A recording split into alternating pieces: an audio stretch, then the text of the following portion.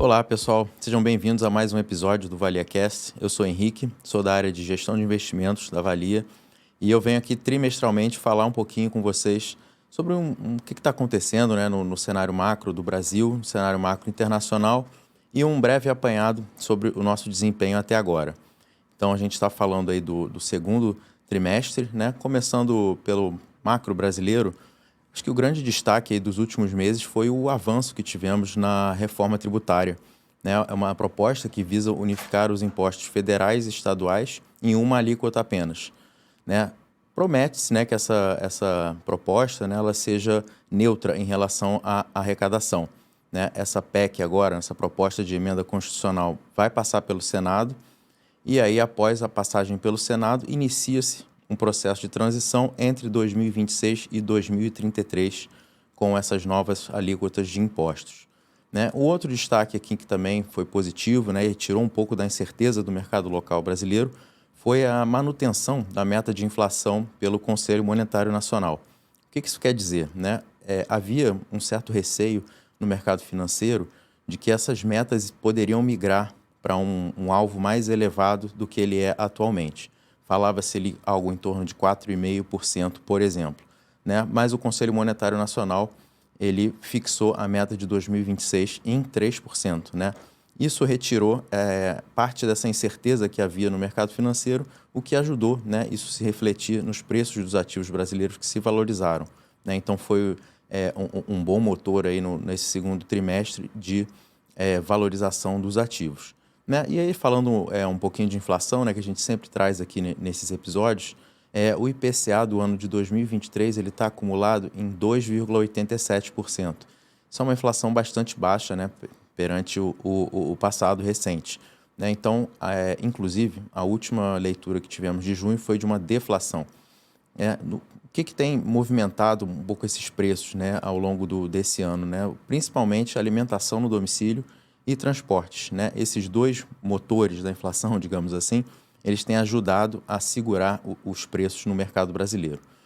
E mais um dado que saiu do forno hoje de manhã, né, a gente teve a divulgação do IBC-BR. Esse IBC-BR, não sei se vocês se lembram, mas ele é uma prévia do que seria o PIB brasileiro à frente. Ou seja, ele é um termômetro da atividade econômica brasileira. Esse número, ele que saiu hoje pela manhã, ele veio em queda de 2%, né?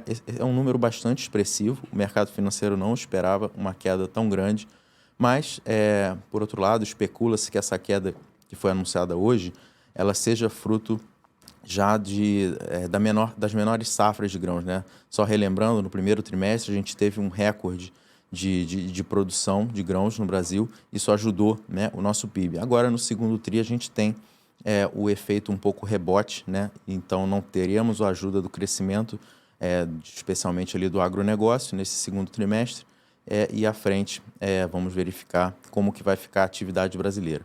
Também tem um certo reflexo aí da política monetária ainda em terreno contracionista, né? Ou seja, a taxa de juros brasileira ela segue em patamar elevado. Mas já especula-se no mercado financeiro de que essa taxa comece a cair ali na próxima reunião que teremos em agosto. Falando de um pouquinho de exterior, bem brevemente, né, nos Estados Unidos, o Banco Central americano ele decidiu manter as suas taxas de juros inalteradas, né? Ele resolveu fazer uma pausa para observar, né, digamos assim, né? Por quê, né, ele fez essa pausa? A economia americana apresenta uma resiliência ímpar, né? A economia lá está muito forte ainda, não está dando sinais de arrefecimento. Relembrando também o primeiro tri, né, havia um temor, né, de que houvesse uma recessão iminente nos Estados Unidos. Essa recessão ela não vem se confirmando até agora, né? E isso vem, inclusive, saindo um pouco da mídia, né? O medo de recessão ele está bem diminuído, né, agora. Por outro lado, a gente tem a inflação, né? A inflação também está ajudando, digamos assim, o Banco Central por lá. A última leitura ela ficou em 0,18%, foi de junho, e a variação anual recuou de 5,33% para 4,83%. Esse é o menor nível em 2 anos. Então, isso ajuda né, o Banco Central a segurar, né, a fazer esse compasso de espera, mas o mercado financeiro ainda acha que pode haver altas de juros lá nos Estados Unidos. Falando um pouquinho de China, a China agora, por outro lado, ela vinha muito forte no início do ano, no primeiro tri, agora no segundo tri arrefeceu um pouco a economia por lá também, né? Por exemplo, tivemos vendas de casas e dados de crédito decepcionando um pouco o mercado. Então, espera-se que a economia chinesa cresça ligeiramente menos do que esperava-se no início do ano. Mas a gente ainda está falando ali de um crescimento em torno de 5%, tá? A parte de cenário era isso. Eu vou falar um pouquinho dos nossos resultados, tá? Nossos planos de característica BD, né? Aqui especificamente o nosso BD e o nosso Vale Mais BP, eles estão ambos acima de suas metas atuariais. Então, eles estão performando melhor do que o benchmark desses planos, né? Falando de perfis, nós temos ali o perfil DI, ele está em linha com o seu benchmark, que é a taxa do CDI. O Vale Mais Mix, ele está ligeiramente abaixo do seu benchmark. E aí, sequencialmente, temos o Mix 20, o Mix 40 e o Mix 60, todos performando acima dos seus benchmarks, né? A renda variável em si, ela vem ajudando esses perfis de investimentos. Mas eu vou focar aqui nos dois primeiros, tá? A gente tem recebido algumas dúvidas em relação ao perfil DI e em relação ao perfil Mix, né? Por que o perfil Mix está rentabilizando ligeiramente abaixo do perfil DI, né, nesse ano, né? O perfil DI ele é um perfil quase passivo, né? Ele é feito para seguir a taxa Selic. Vocês lembram que a taxa Selic, eu acabei de comentar que ela estava em 13,75%? Então, o perfil DI, o alvo dele de performance, de rentabilidade, é esses 13,75%. Então, o que se espera para frente do perfil DI? Como o Banco Central ele deve iniciar um ciclo de queda de taxas de juros, né? A expectativa aí próxima de mercado está em 12%, cair de 13,75% para 12% ainda em 2023.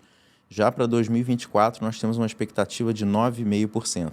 Ou seja, a expectativa de retornos do perfil DI ela tende a cair nos próximos anos. Enquanto que o perfil Mix ele é um perfil de renda fixa ativa.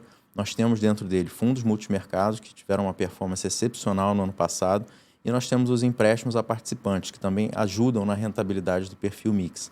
Então, a gente pode ter, no curto prazo, diferenças entre esses dois perfis, mas a gente espera que o perfil Mix ele rentabilize mais do que o perfil DI no longo prazo, né? Que é quando as teses de investimentos elas se concretizam e a gente consegue auferir ali qual é a diferença, né, de geração de valor entre o perfil DI e o perfil Mix.